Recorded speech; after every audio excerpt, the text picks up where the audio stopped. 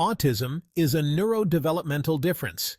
It affects how people communicate and interact with the world. People with autism might think differently. They might have strong interests. They might like routines. Many people with autism are very smart. They have special talents. But sometimes they can have challenges with things that other people find easy. This can be frustrating. It's important to remember that everyone with autism is different.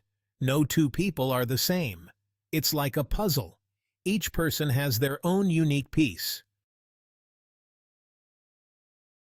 People with autism often experience anxiety. It's very common. Imagine feeling nervous or worried much of the time. That's what it can be like.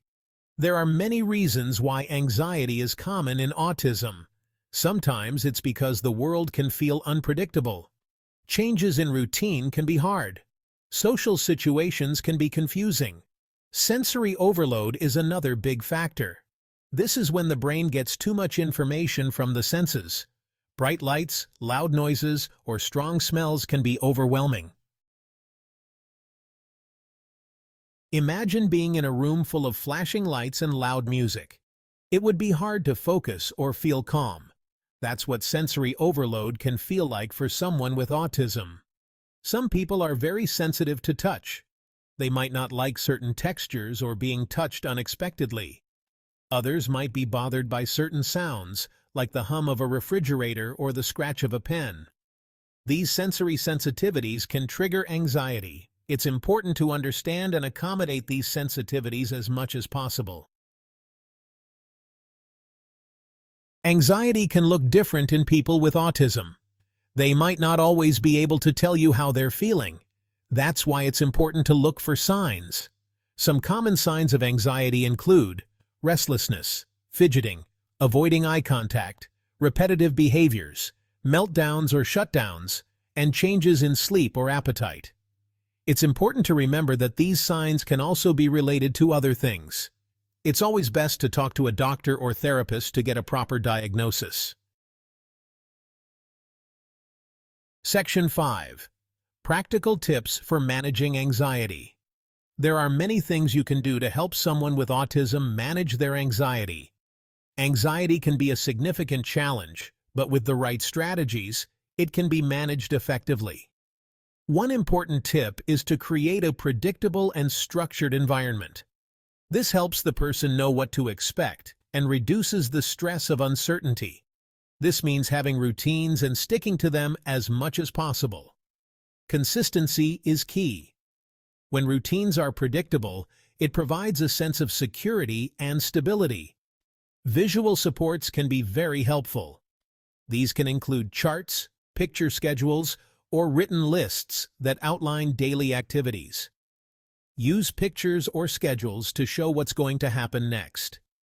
This visual representation can make transitions smoother and less stressful. This can reduce anxiety about the unknown. Knowing what to expect can significantly lower anxiety levels. Another helpful tip is to teach relaxation techniques. Deep breathing exercises, progressive muscle relaxation, and mindfulness can all be calming. These techniques help the person focus on their breathing and body, which can be very grounding. Practicing these techniques regularly can build resilience and make it easier to manage anxiety when it arises. Encourage regular practice to make these techniques a habit. Additionally, keeping a journal can help track what triggers anxiety and what strategies are most effective. This can provide valuable insights and help tailor approaches to individual needs. Lastly, having a strong support system is crucial. Family, friends, and professionals can provide the necessary support and encouragement. Remember, managing anxiety is a journey, and with the right tools and support, it can be a successful one.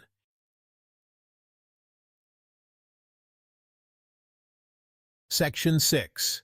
Emotional Regulation Challenges in Autism. In this section, we will explore the complexities and nuances of emotional regulation in individuals with autism. Emotional regulation is the ability to manage and express emotions in a healthy way. It involves recognizing emotions, understanding their impact, and finding appropriate ways to respond. For people with autism, this can be particularly challenging. They may experience emotions more intensely and have difficulty understanding or articulating them. They might have big feelings that they don't know how to express. This can lead to frustration and confusion, both for the individual and those around them. Imagine a pot of boiling water. The water represents emotions. If there's no lid, the water will boil over. Similarly, if emotions are not managed, they can overflow. It's the same with emotions. Without proper regulation, emotions can become overwhelming and difficult to control. Without healthy coping skills, emotions can feel overwhelming. Coping skills are strategies that help manage emotional responses and maintain balance.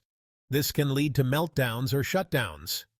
Meltdowns are intense emotional reactions, while shutdowns are a withdrawal from overwhelming stimuli. It's important to remember that these behaviors are not intentional. They are a response to feeling overwhelmed and unable to cope. They're a sign that the person is overwhelmed. Recognizing this can help in providing the necessary support and understanding. Developing coping strategies is crucial. This can include techniques like deep breathing, mindfulness, and seeking support from trusted individuals. With the right tools and support, individuals with autism can learn to manage their emotions more effectively, leading to a better quality of life. Understanding and patience from those around them can make a significant difference. Together, we can create a supportive environment that fosters emotional well-being. Section 7. Tools for navigating meltdowns and shutdowns. In this section, we will explore various strategies and tools that can help individuals with autism manage these challenging moments. Meltdowns and shutdowns are different ways that people with autism might react when they're overwhelmed. These reactions can be triggered by sensory overload, emotional stress, or changes in routine. A meltdown is an outward expression of emotions, like yelling or crying.